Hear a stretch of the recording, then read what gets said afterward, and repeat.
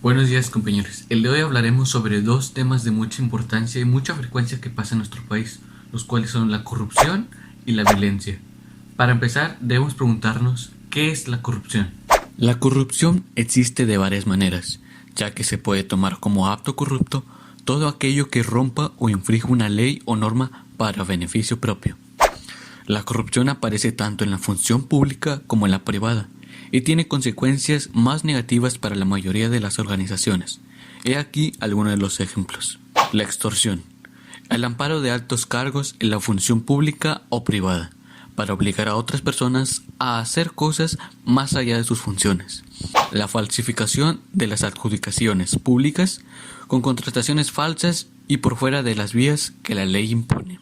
El tráfico de influencias utilizando los beneficios o las amistades en los cargos jerárquicos para favorecer o perjudicar causas o proyectos. El uso ilegal o malas intenciones de los bienes que han sido conferidos para otro uso.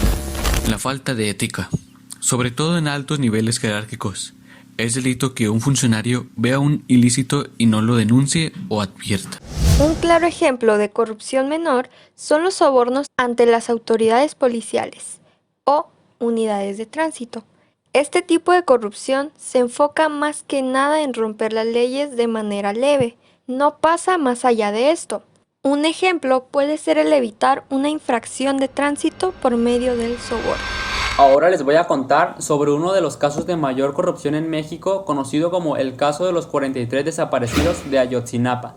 La noche del 26 de septiembre del 2014, en Iguala, Guerrero, 43 estudiantes que se preparaban para ser maestros fueron desaparecidos sin dejar rastro alguno.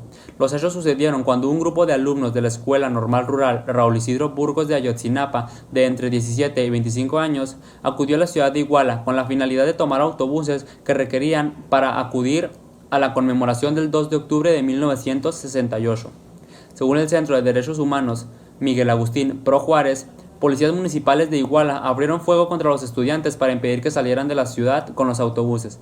Más tarde, esa misma noche, continuaron las agresiones contra los estudiantes y contra la población en general, ya no solo por parte de agentes estatales, sino también por civiles, que, como después se demostró, eran parte de la estructura de una organización criminal fuertemente imbricada con las instancias estatales de esa zona de Guerrero, denominada Guerreros Unidos. Al menos esto es lo que el Centro de Derechos Humanos relata. En una encuesta realizada a los ciudadanos, el 64.7% consideraban que las políticas del gobierno de Andrés Manuel López Obrador están sirviendo para reducir la corrupción y el 32% no lo consideró así. También se les preguntó, ¿usted cree que el gobierno persigue de la misma forma todos los casos de corrupción sin importar la inclinación política de los acusados o no? Aquí el 29.2% dijo que se persigue de la misma forma y el 60.6% contestó que esto no es así. Y por último, se les preguntó si el gobierno decidiera no perseguir actos de corrupción de gobiernos anteriores, ¿cómo afectaría esto su opinión sobre el compromiso del actual gobierno de acabar con la corrupción? El 11.8% contestó que esto afectaría mucho de manera positiva y el 41.2% contestó que esto afectaría mucho de manera negativa.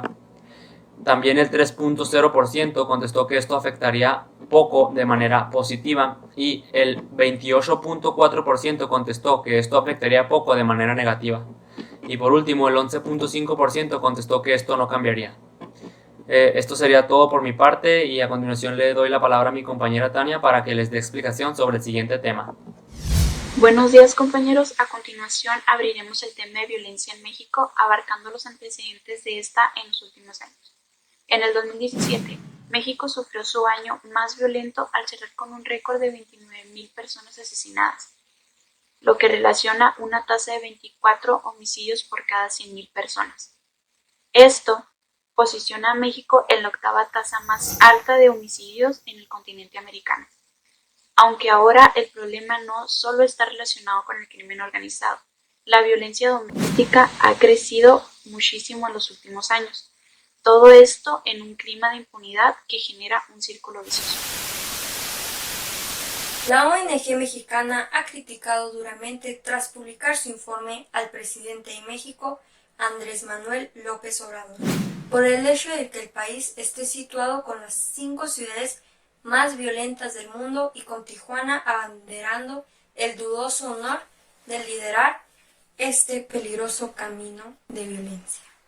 Al menos 134 personas fueron asesinadas por cada 100.000 habitantes en esta localidad, según el informe publicado por el Consejo Ciudadano de Seguridad Pública y Justicia Penal. Es el segundo año que Tijuana encabeza la lista de ciudades más peligrosas del mundo. En 2019 se registraron 2.367 homicidios y en 2018 hubo 2.640. Esta disminución no limitó el impacto de índice de violencia que esta ciudad tiene en el planeta. Ciudad Juárez es una de las 2 ciudades del mundo con una tasa de homicidios de más de 100 homicidios por cada 1.000 habitantes, o más de 1.500 asesinatos en 2019. La ciudad, justo al otro lado de la frontera de Estados Unidos, con El Paso, Texas, ha traído la atención internacional, especialmente por su violencia contra las mujeres. Estas representan una porción enorme de las víctimas de homicidio. Japón, con 301 homicidios en 2019, su tasa es de 85.54 por cada 100.000 habitantes. Lo habitual en esta zona es ver informes semanales de asesinatos escabrosos con torturas, cuerpos desmembrados e incluso colgados en puentes. Las bandas criminales parecen ser el centro neurálgico. Irapuato es una ciudad del centro de México con aproximadamente 896.000 habitantes, según datos del Consejo Ciudadano de Seguridad Pública y Justicia Penal. En Irapuato se registran 80.7 homicidios por cada 100.000 habitantes, siendo así la 4ª ciudad del mundo con mayor violencia. En Ciudad Obregón se registraron 281 homicidios en 2019. Esta ciudad se ha convertido en un centro de disputa de narcotraficantes. Su índice de homicidios es de 80.72 muertes por cada 100.000 habitantes. Al parecer, las zonas rurales de este rincón mexicano tampoco se libran de la violencia. La medición ahora tiene datos estadísticos sobre violencia contra las mujeres, que señalan que tan solo el año pasado hubo 95.421 víctimas mujeres. De estas, 64% sufrió lesiones dolorosas, 15.8% lesiones culposas, 3.23% homicidio culposo, 2.71% homicidio doloroso, 1.24% corrupción de mujeres, 0.73% feminicidios, por mencionar algunos. Un tipo de violencia el cual está muy presente en México es la violencia de género, del cual nuestra compañera Hatsiri nos hablará. ¿Qué tal? La violencia de género es básicamente la desvalorización de la mujer tanto social como culturalmente. Este es un tema muy preocupante en nuestra comunidad, si bien se han tomado medidas para protegerlas y cambiar nuestro panorama social. Se ha avanzado y en el 2012, al tipificar el feminicidio como un delito, los esfuerzos deben de ir más allá de las acciones de los gobiernos. A continuación, les voy a mostrar una gráfica. En esta tabla se muestran las cantidades de mujeres asesinadas al 6 de marzo del 2020.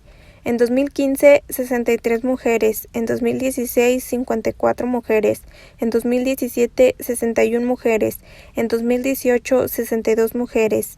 Y en 2019, 65 mujeres muertas por violencia de género.